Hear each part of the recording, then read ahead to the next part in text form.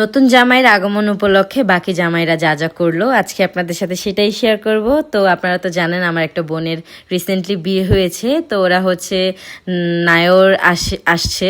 তো সেই উপলক্ষে হচ্ছে জামাইয়ের জন্য আমরা ওয়েলকাম পার্টির আয়োজন করেছিলাম। মূলত আমরা না, তারা হচ্ছে আমাদের যে বোনের জামাইরা ছিল তাদের দুলাভাইরা আর কি, তার জন্য ওয়েলকাম পার্টির আয়োজন করেছিল। তো সবার ইচ্ছা ছিল একসাথে হচ্ছে বারবিকিউ করবে, একসাথে বারবিকিউ এনজয় করবে। তো সেজন্য হচ্ছে যথারীতি হচ্ছে আমরা মুরগি এগুলোকে কেটে ধুয়ে পরিষ্কার করে রেখে দিয়েছিলাম।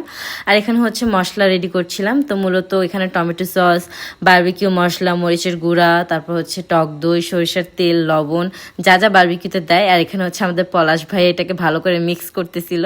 তো মশলাটাকে হচ্ছে ভালো মতো মিক্সড করার পর এখানে হচ্ছে আমরা সবাই মিলে একসাথে বসেছিলাম মুরগিটাকে হচ্ছে একটু একটু স্লাইস করে নেওয়ার জন্য, কেটে নেওয়ার জন্য, যাতে হচ্ছে মশলাগুলো হচ্ছে মুরগির ভিতরে ঢুকতে পারে, মাংসের ভিতরে।